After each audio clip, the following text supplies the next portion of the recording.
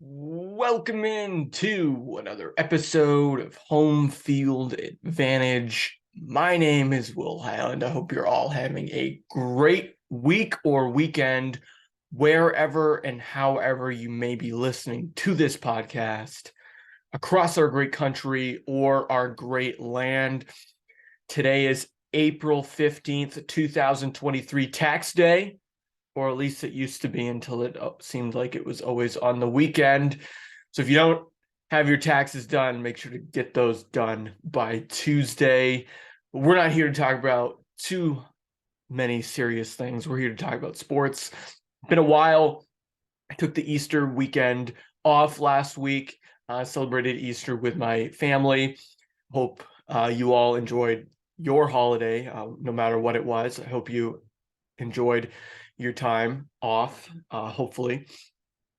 But it's been a while since I last had a solo episode and just an episode in general. We've had Diesel on, we've had Mike on, we've had some great conversations about sports over the last month or so, but I have a few things I want to get to today that I think are timely and that I think will be fun to talk about, that I haven't necessarily talked about in a while. First, though, what a week in sports, right? Like I don't think we've talked. You had UConn winning the Final Four a couple weeks ago, since my last episode. Then you had the amazing beginning to the MLB season. So many exciting stories. The Rays started out 13-0. We'll get to baseball later as well. And you have the the NBA and NHL seasons winding down, the playoffs beginning today for the NBA and Monday for the NHL. At least I think the game is the NBA playoffs start today. I could have next Saturday mixed up. Who knows? Whether it starts today or next Saturday doesn't matter. I heard Saturday. Knowing the NBA, it could be, the third Saturday in July because of how long they drag out their playoffs. So when I heard Saturday, my first thought was today. Could, with the play-in tournament and whatnot, could be wrong. So we'll find out. But no matter what, we're in a loaded sports calendar. We talked about the Masters with Diesel a few weeks ago. The Masters did not disappoint. Turned out to be Jon Rahm, Brooks Koepka, Phil Mickelson, Victor Hovland, all those guys in the mix at the end. My picks, Max Homa and Tony Finau, I believe both made the cut, but they didn't head into the final day really in true contention.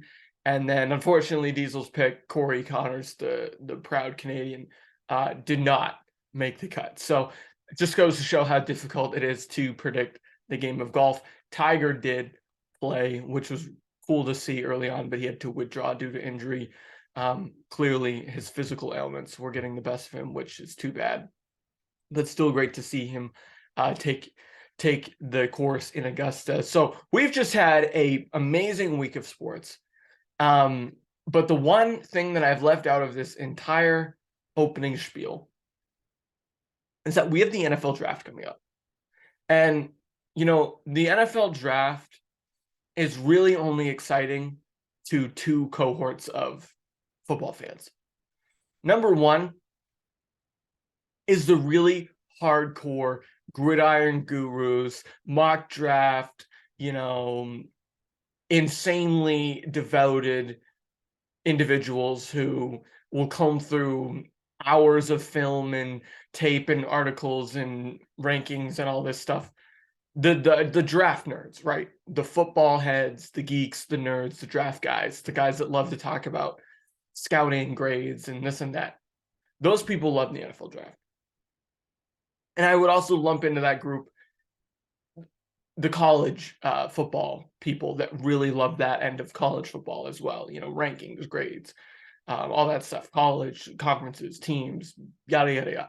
That group of people really loves the NFL draft. The other group is people who are just casual NFL fans, but know that their team needs a quarterback, right? Like for me, most of my life, I mean, hate to, brag a little bit, but my team, the Patriots, they were usually picking at the bottom of the draft, and we never needed a quarterback until a few years ago.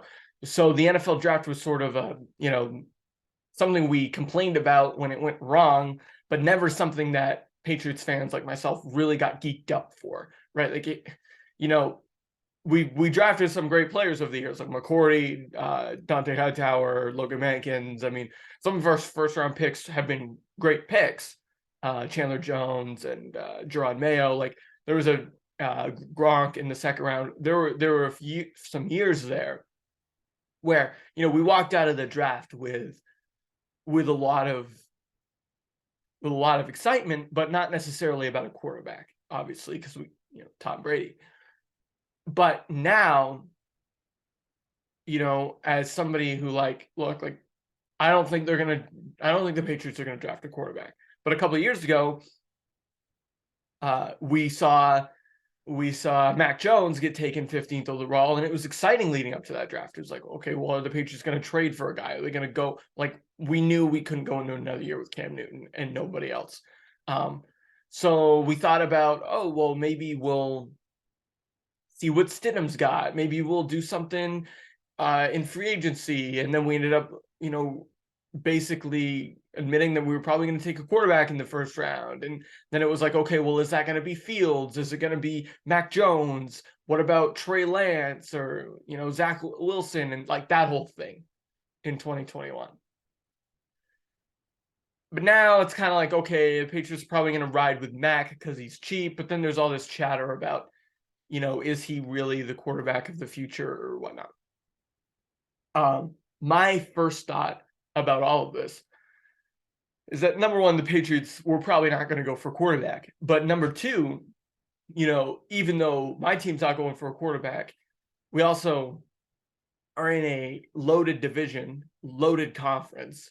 And so I'm interested in this draft and where the quarterbacks are going to go because the AFC is already loaded with amazing quarterbacks. Joe Burrow, Patrick Mahomes, Josh Allen, Justin Herbert, if you want to put him there. I think Trevor Lawrence is going to exceed expectations again next year, if that's even possible for a guy like him.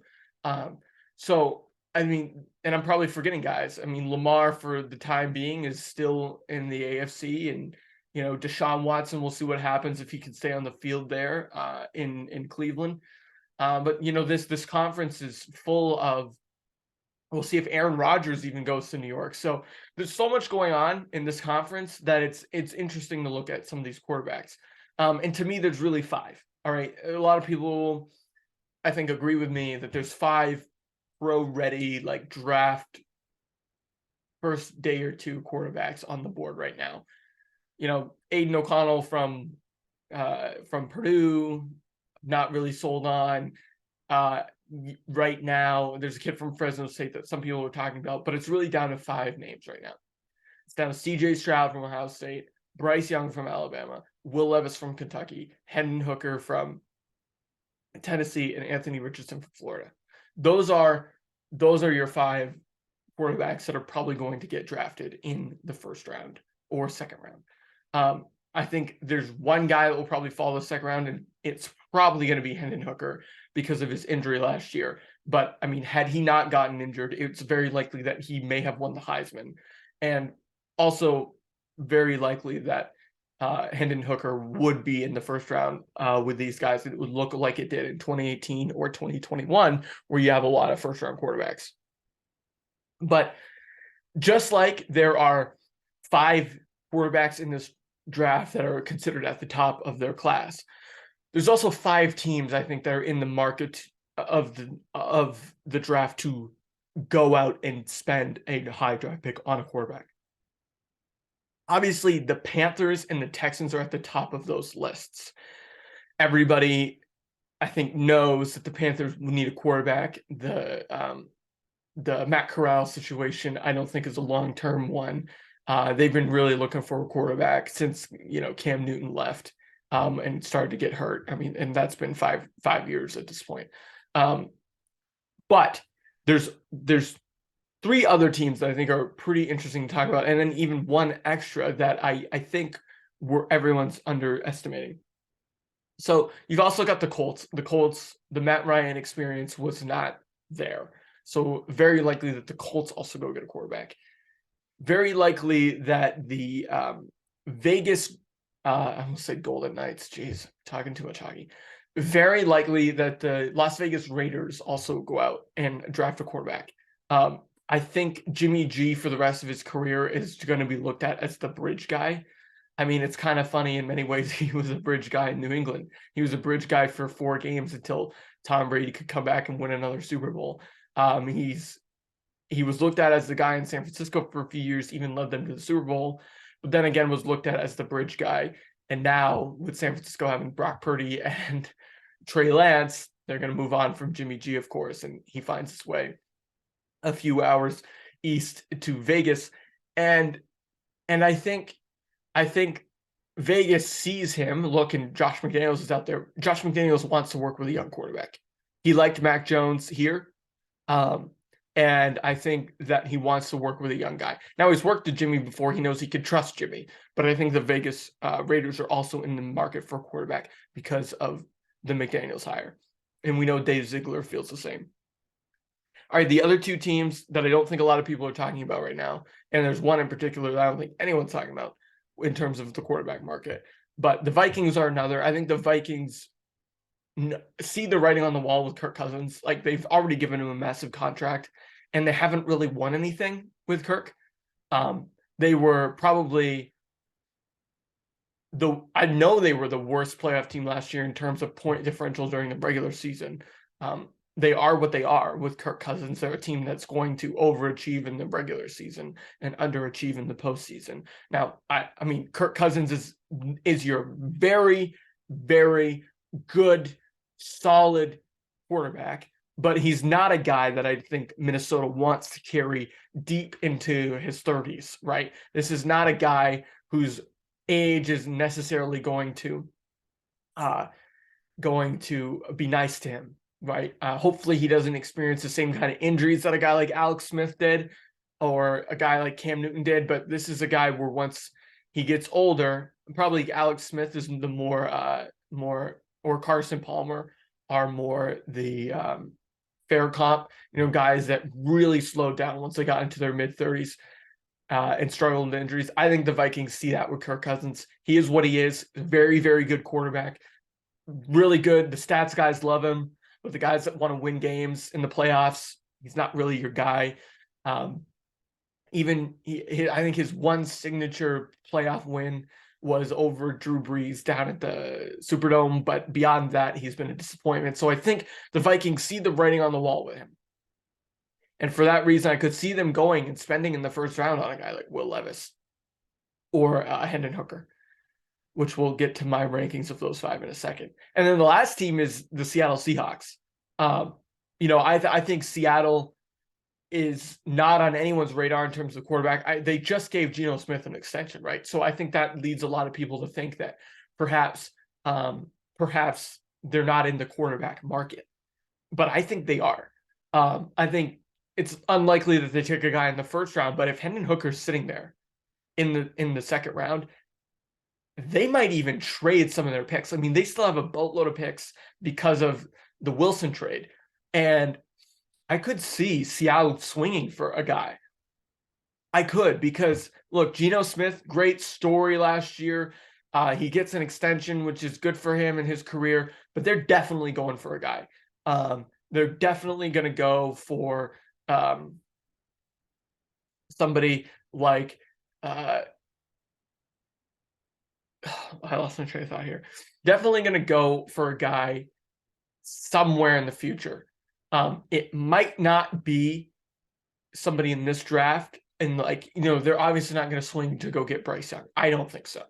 I don't think they're going to swing to try and go get Stroud or even Richardson. I actually think Hooker's sort of a better prospect than Richardson, but again, I'll get to that in a second. I don't think they'll have the ammo to really, unless they wanted to get a guy this year. I don't think they're going to try and get a guy in the first round. They could swing for a guy in the second or third round. I mean, and that's where, O'Connell or Hooker might be a more realistic option, unless Levis drops. I mean, it really depends on on who's sitting in their lap, right? I forget where they pick. I know they pick in the top 5 or 6. I don't know where they're picking in the second round and who's going to be available. The one other thing I would say about Seattle is it's likely that I'm wrong and they sit out this year, because there's a guy next year who has a USC connection just like Pete Carroll. His name's Caleb Williams, and he won the Heisman. So we'll see what happens there. And I believe that they still have a first round pick in next year's draft from the Wilson trade. And if the Broncos suck again, which is likely considering they're playing in a loaded division and a loaded AFC, even if Sean Payton's back, still likely that some of these picks turn into a top 15 pick. And if Seattle continues to have all these picks, they could move up in the draft next year and go for Caleb Williams. That's just something I'm throwing out there. So we'll probably talk about that a year from now. All right. So what do I think of these guys? I mean, I like Bryce Young. I think he's a little small. CJ Stroud, I'm not sure how his skills are going to translate to the NFL. Same thing with Will Levis. I just don't know. I think Richardson is going to be a project QB, but he has an extremely high ceiling. He's very dynamic. He can do a lot of things on the football field. So for me, that's where I see those guys. And then Hooker is the big wild card, right? Like Hendon Hooker, if he had played a full season last year, there's no question that we're talking about him as a first-round quarterback, in my mind. Problem is, his storybook season with the Volunteers was cut short. So it's hard for me to see him getting drafted in the first round. But I could see a team late in the draft take a flyer on him, much like the Ravens did with Lamar in 2018 at 31 overall, I believe. Maybe it was 32. I can't remember when Lamar was taken, but I could see some of that happening. Is it likely? Probably not. I think he slips. I think he ends up in Vegas.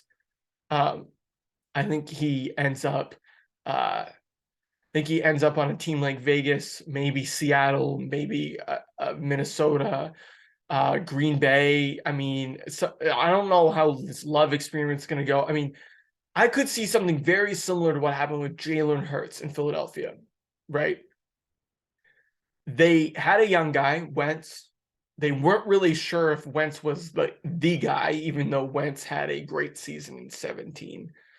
He had battled injury and he wasn't respected well in the locker room. And so they went out and they got Jalen Hurts, and fast forward a few years and they're in the Super Bowl. I could see something like that happening with one of these teams on the periphery that doesn't necessarily trust their quarterback. I think Washington is a wild card right now. No one really knows what Washington wants to do at quarterback. That could be a situation where the Commanders swing for one of these guys as well.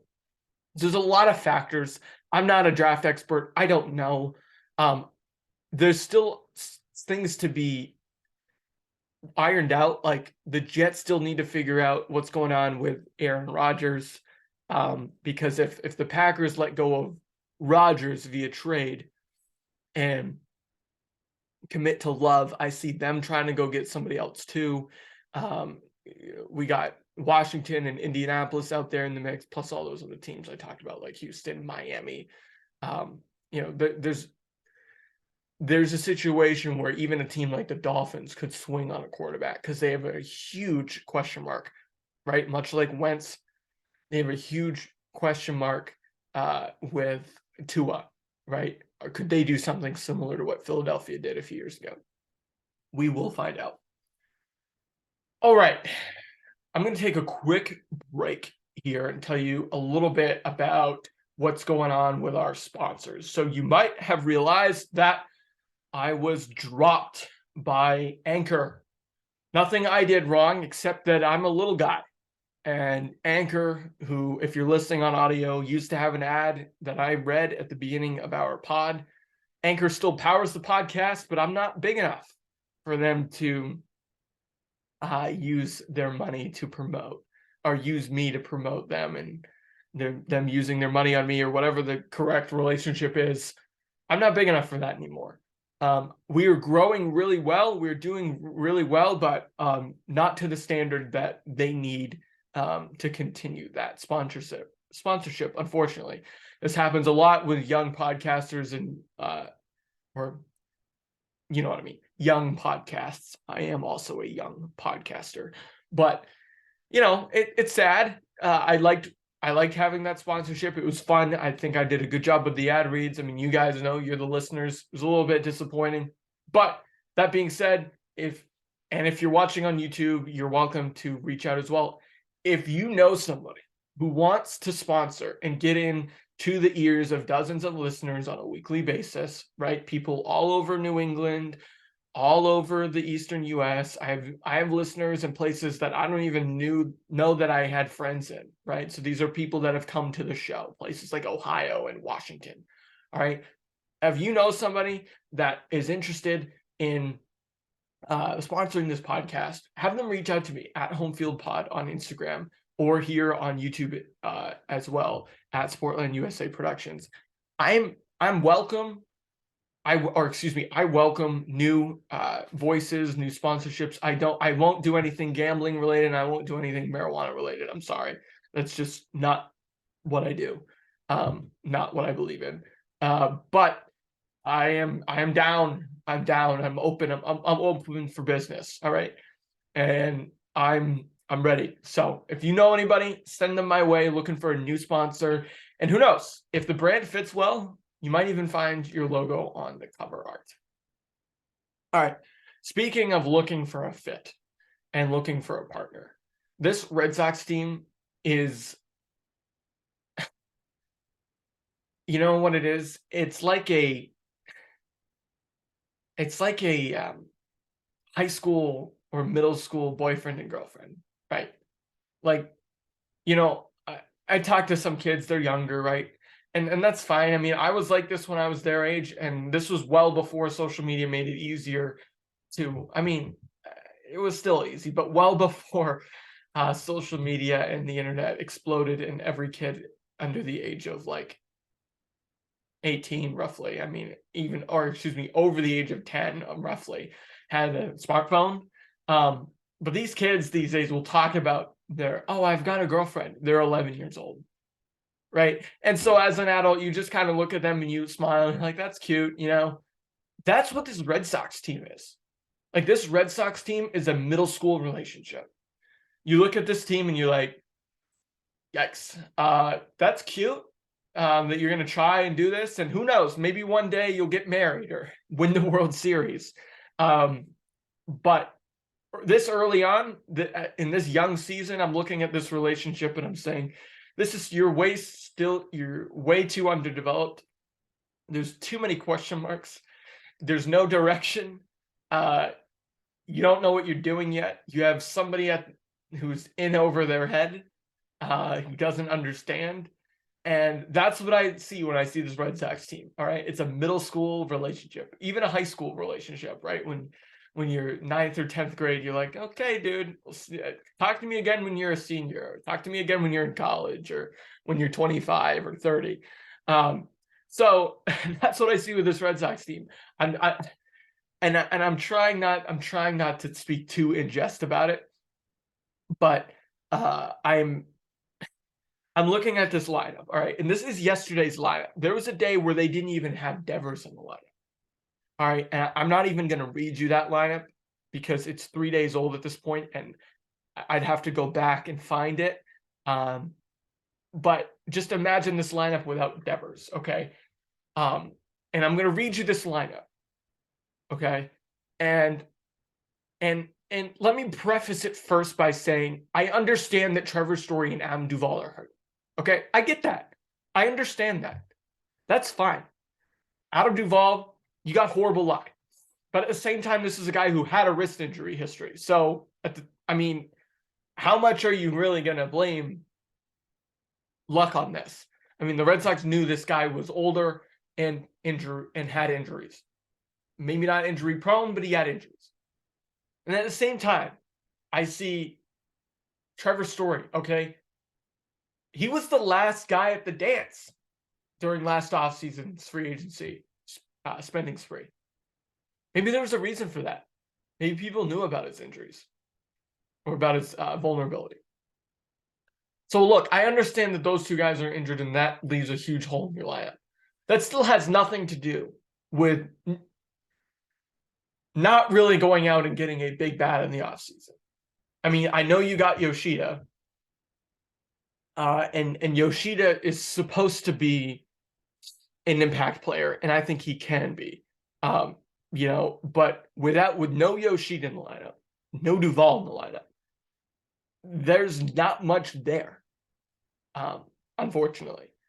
And that's why, much like a middle school relationship, when you look at it and there's big gaping holes, oh, you only see each other at school, or you're 11 years old or 12 years old.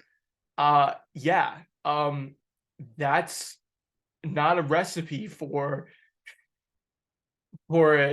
success long term. Same thing with this Red Sox team. I'm looking at this Red Sox team, and okay, we know there's no Story, no Duvall, no Yoshida right now. You had already let Xander and JD walk out. Sure, you re-signed Devers, but the rest of this lineup is a hodgepodge of nothingness, all right? That's what Eck used to describe the Pirates last year, all right? The Pirates, this lineup is very reminiscent to that Pirates lineup, with all due respect. Eck called that team a hodgepodge of nothingness. That team, albeit a little different, swept you last week at home. So this is what the Red Sox are. And, I'm a Red Sox fan. I see the sign over my shoulder here. I'm a Red Sox fan. I love this team. I idolized this team. I idolized Manny Ramirez and David Ortiz and Veritek and Pedroia and the pitchers on this team, Josh Beckett and Kurt Schilling and Pedro. I mean, I idolized those guys. Even into my high school years. John Lester and that 2013 team, Shane Victorino and Mike Napoli. I mean, those guys were veterans, but they were veterans who had won. Shane Victorino had won. John Lackey had won. These guys had done things in their career. No offense, but Christian Arroyo, we're trying to make Christian Arroyo happen. It's year 3. Good player. He's not an everyday major league hitter. All right, so let me read through this lineup and just everybody understand, because Red Sox fans get really sensitive with me. And I talk to a wide variety of Red Sox fans, young and old, casual and hardcore. And, I get varying responses to my opinions on this. And look, I'm open to debate, discussion. There's room for improvement here. I'm willing to have my mind change, but ultimately, I don't see a lot that's different from this team and last year's team that was a letdown. So let me read this lineup to you real quick. We got Verdugo leading off. All right, yeah, it was yesterday. We got Justin Turner batting second. All right. We got Rob Refsnyder batting third. Just going to let that permeate for a second. Okay. Devers batting fourth. Good spot for him. Kike batting seventh. All right. And by the way, these guys are, I won't even bring up how Bobby Dalbec was playing shortstop the other day. I'm not going to say anything about that. We're going to just leave that as it is. And if you guys want to hear more about it, you don't even have to go listen to anything. Just go watch him field a ground ball, and in the first inning, you'll understand what I mean. Then you got Christian Arroyo batting sixth. Tristan Casas batting seventh. Supposed to be the savior. Connor Wong batting eighth. All right. I can't really complain about Connor Wong batting eighth. That's where he belongs. And with all due respect, Yu Chang batting ninth. I can't really complain about that because, at his absolute peak, that dude's an 8-hitter. All right. He has a 205 career batting average in the major leagues. So, I can't really complain about Wong and Chang being where they are. But I did this exercise, and I thought if I was constructing a playoff contending World Series potential winner lineup, where would these guys hit in that lineup at their peak? All right. At the very best case scenario of that player at this stage in their career, where would they? Not what they used to be, not what they would be if they were, younger on a different team, but if they were right now on a contending team, playing at their highest level capable at this moment in their career, where would they hit? I had Verdugo as a 7-hitter. That's his peak. He's not a leadoff hitter. He's maybe a 2-hitter if you have a really good leadoff hitter and you want a bridge guy to the middle of your lineup. Maybe. But you'd have to really sell me on what the rest of that lineup looked like. Like, is this a 2018 lineup where he's hitting between, JD Martinez and Mookie Betts? I mean, if that's the case, sure. Or, is this the 2004 lineup and you've got Johnny Damon and then, David Ortiz or Manny? Sure. But I mean, if he's leading off and then your second hitter is Justin Turner, who, look, I like that dude, but he's won before as well. So, I can't say that they brought in guys that hadn't won, but Justin Turner at this stage of his career, he's a 6-hitter at best. Rob Refsnyder, great guy, good utility player. He's not a 3rd-hitter. He's not. He's maybe a 7 or 8-hitter. So I put him down as an 8. If you're a World Series contending team and he's your 8-hitter and he platoons once in a while and hits at the bottom of the lineup and plays good defense, sure. You've got Devers batting 4th. All right, that's a good place for him. I think he's a 3-hitter. You've got Kike batting 5th. Kike's a 7-hitter. All right, not any higher than that if you're on a contending ball club. Arroyo's an 8-hitter. I'm sorry. Like, if you were putting together a World Series contender, he's hitting at the bottom of your lineup. He's hitting 7th on this lineup. No, sorry, he's hitting 6th in this lineup. Cassius, he's a 6-hitter, but he's hitting 7th. All right, hard to complain about that. Wong, he's an 8-hitter, and Chang is an 8-hitter at their best. I mean, and I was being generous here, guys. I did the average. That's a 7.66 average. All right. 7.66 average.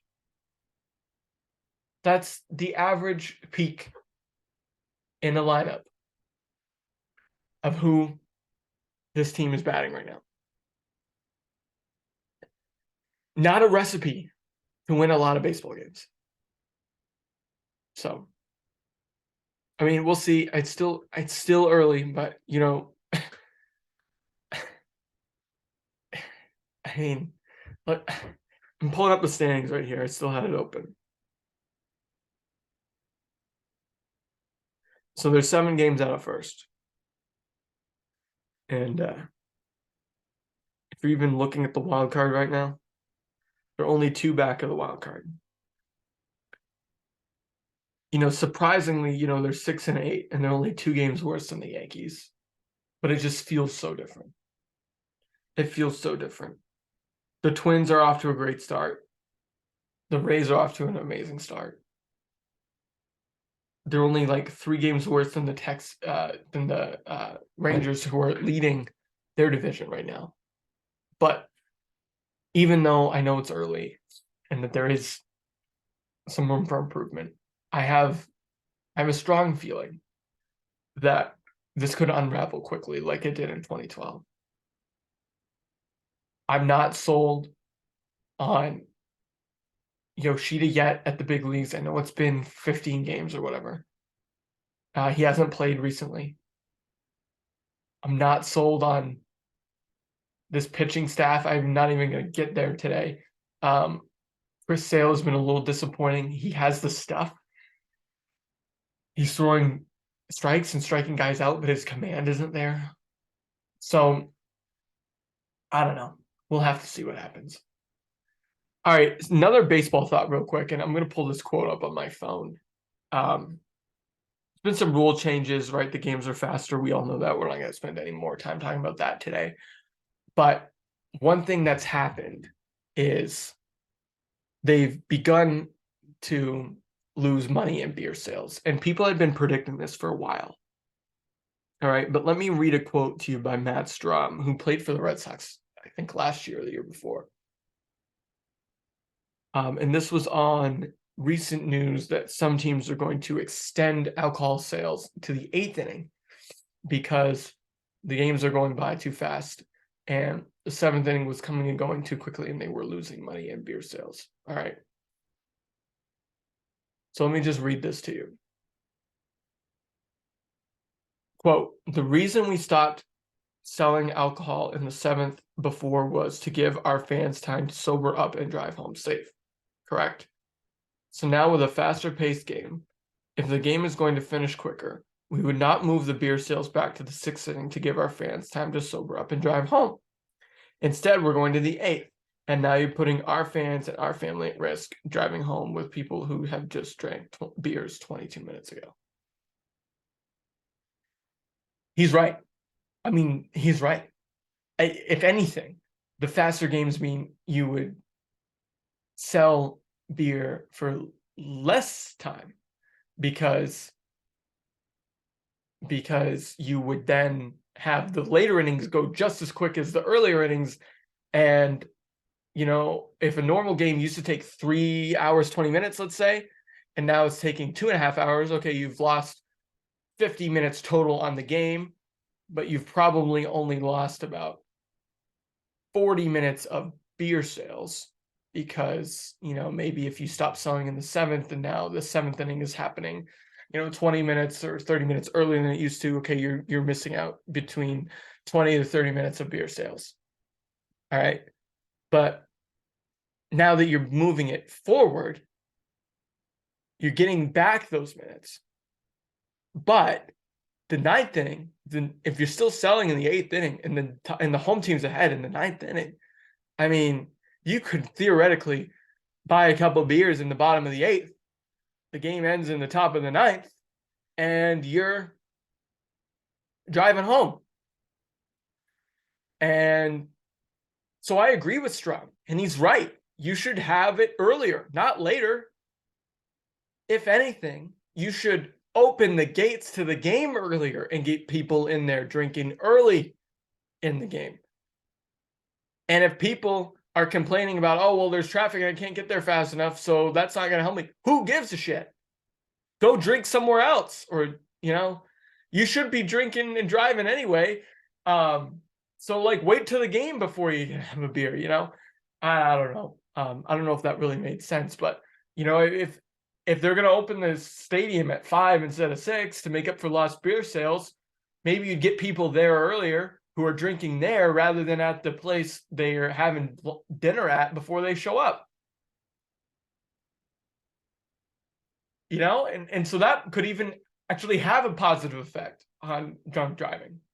If you open the game earlier, knowing that, yeah, someone's going to come here and get some beers, but it's going to be early in the night and maybe they'll stop drinking and whatever. So, you know, I think they should stop selling it at the 5th or 6th inning at the latest, to be honest with how fast these games are going. And Strom makes a great point. And look, I know that's not a popular opinion. But I mean, consuming alcohol, it's not a human right. Okay. It's within a business's, which is what these stadiums are. It's within a business's control to prohibit you from buying alcohol. They're the ones with the license to sell liquor or alcohol, and they're the ones with the liability of that license and the insurance of that facility and whatever if there's injury or whatnot. So it's well within their rights. You having a beer in the 8th inning is not a human right. All right. So if you want to drink at a sporting event, especially a baseball game, go early. Go early. Just go early. Have them open the gates early. That's my solution. If they're really concerned about losing 30 minutes worth of beer sales, first of all, that's ridiculous considering that these beers at a place like Fenway, I mean, they cost up $15 and up. I mean, at the very least for like a Coors Light or a Miller Light or Bud Light. You know, I don't even buy alcohol at sporting events because it's just like the tickets are as more expensive than I'm usually willing to pay in the first place. So I don't know. I'm not a huge fan of it. I agree with Strom. I think it's a stupid idea. We already have a problem with drunk driving in this country. We do. I mean, we have an alcoholic problem in this country. I mean, I'm not going to go down that rabbit hole with you guys on a sports podcast, but we do. I mean, the beer industry is massive. And look, I enjoy a hard beverage once in a while just as much as probably a lot of you guys. But again, it's not a human right to have a beer at the eighth inning of a baseball game, and I don't really think anyone's arguing that it is. But I think these teams and these stadiums operators are, they're interested in their bottom line. And look, some people predicted this. I believe even Jared Carrabis from Barstool predicted this back in the day. So when these rule changes came out, so it's not going to help. People are going to lose. People are losing money in beer sales, and it shouldn't really be a surprise that this is happening. I would just say, if just open the gates earlier. I mean, then people are going to say that they have to pay for staffing longer and this and that. And look, I get that. I worked at a minor league baseball team. I understand how much work goes into just putting on one game. But at the same time, even if you had a small area and only opened one part of the stadium for early alcohol sales, let's say the game started at 7, you open gates at 5:30 or 5, maybe 5. That's 2 hours ahead of game time. You can have a couple areas, depending on the size of the venue, where alcohol is sold, and then the rest sell at the normal time up until the 7th or 8th. The 5th or 6th inning. That's what I would do. I would not go beyond the 6th inning with how fast these games are going. Because even if they kept the rule status quo at the 7th inning, right, that's still the 7th inning of today's game is a lot later in the proportion of the game than the 7th inning used to be before the pitch clock. So it does make a difference. All right, be interested to see what you guys think of that. I just thought I'd bring that up since it was in the news this week. All right, lastly, just want to preview real quick the playoff matchup between the Bruins and Panthers. Bruins, number 1 overall seed in the East, number 1 overall seed in the NHL. They're playing the second wildcard team, which is the Florida Panthers. I'm looking at this matchup, and the more I look at it, the more I actually don't like it. The Panthers played the Bruins tough. They beat the Bruins twice down there in Sunrise, Fort Lauderdale. And then they lost to the Bruins twice by some pretty offensive margins up here in Boston. But I think home ice will still play a factor in the playoffs, even though the Bruins have 4 out of the 7 games at home. I could see the Bruins splitting in Florida, and I could even see them splitting at home. But I think this series will be decided less by home ice, even though that's a factor to me, and more by the fact that the Florida Panthers are really good offensively. So it's going to be up to the Bruins defense. And look, I think the addition of Orlov has been great. We'll see if Forbart's going to get back into the mold. We've got McAvoy and Lindholm, Carlo. I'm not really worried about any of those guys. Clifton, we'll see defensively speaking how that goes. But I think he's played and improved a lot this year. But the Panthers worry me offensively. I mean, you'll get Alexander Barkov first and foremost, and that he's a factor. All right, you got Matt Tkachuk as well.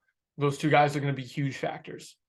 They are going to be without Sam Bennett, who got placed on IR, and they are going to be without goalie Spencer Knight, who I believe is out indefinitely, violating some stipulation or something. I don't really know the particulars, but I know they're down a goalie, but they've still got Sergei Bobrovsky, so I'm less concerned about that situation. But for the Bruins, 5-on-5 play is going to be really important. because their power play hasn't been great, and their penalty kill is still really good.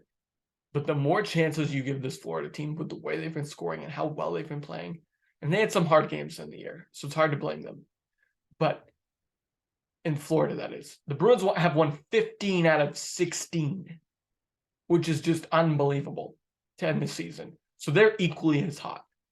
But they've had trouble scoring on the power play in the latter third of the year. So 5-on-5 play and dominating on 5-by-5 on 5-by-5. Jeez, I can't even talk. Dominating 5-on-5 play is going to determine the series to me for the Bruins. They can roll. They have the ability to roll 3 lines that I would consider to be above average lines in the NHL, if not great lines. Like their fourth line is still really good with Hathaway, Frederick, and Greer or Nosek or whoever they're putting down there. But their top 3 lines, I'm just going to list 9 players. And we know Monty will move them around, but you've got Marchand, Bergeron, DeBrusk is your first line. And then you've got Zacha, Krejci, Pasternak. And we'll see if Krejci gets back to form. I know he's been sitting there. I think there's really trying to preserve his energy for the playoffs. But even so, you've got Zacha, who's playing really well, and Pasternak, who's just, in my opinion, should win the Hart. I'm very biased. But, I mean, Connor McDavid, I understand he is Wayne Gretzky 2.0. But once in a while, there's a player on a team who's just so good and has made so much of a difference in scoring that it's hard not to look at David Pasternak and what he's doing as well. But anyway, then you got your third line. Ho-hum, Taylor Hall, who's won a Hart himself, and then Charlie Coyle and Tyler Bertuzzi. I mean, it's actually laughable how deep this team is right now.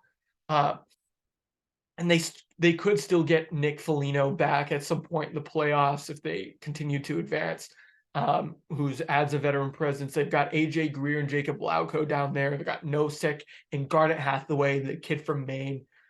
Shout out Kennebunkport, who is playing on their fourth line and doing extremely well down there. So, I mean, this team is just so deep offensively. And then defensively, I've talked about it. And then in goal, we know what Allmark can do. So I'm really looking forward to this series. It scares me a little bit more just because I think I was going to be nervous no matter what, whether they ended up playing the Isles or the Penguins or the Panthers, because all 3 teams played them tough this year. But something about going down there, going to that building where they've lost twice already this year, scares me a little bit. I'm not going to lie. And I still think the Bruins are going to win the series. I think the Bruins are going to win it in 6. But I do think they lose. I do think they probably lose 1 game down there and maybe even 1 game at home. Just the way I see it. I could see them. Excuse me. I feel like I need to sneeze. I could see them losing game 2 at home, and then maybe winning game 3 and losing game 4, and then coming back to Boston 2-2, and then winning 5, and then winning down there in 6. That's what I could see happen. Very similar trajectory if you remember the Blue Jackets series from a few years ago when they went to the Cup final. Looked a little dicey at first, but then the Bruins took care of business at the end of the series. I could see it happening that way. I hope we get it done, but I'm going to try and do some more podcasts this week. I'm not sure how this is going to look, but I'm looking to extend to maybe doing 2 episodes a week, but I will find out more about that at a later date. All right, I should say, I will relay this to you at a later date. All right, that's going to do it for this episode of Home Field Advantage. I hope you enjoyed the program. If you did, which again, I hope you did, please share it with your friends, like and subscribe wherever you get your podcasts. You can also follow us online at Home Field Pod on Instagram and Twitter, and subscribe here on YouTube if you're watching below as well. We're going to be right in the thick of it here, guys, for the next few months, and I'm really looking forward to going along for the ride with you all through this massively packed sports calendar. But until next time, my name is Will Highland, and you've been listening and watching Home Field Advantage.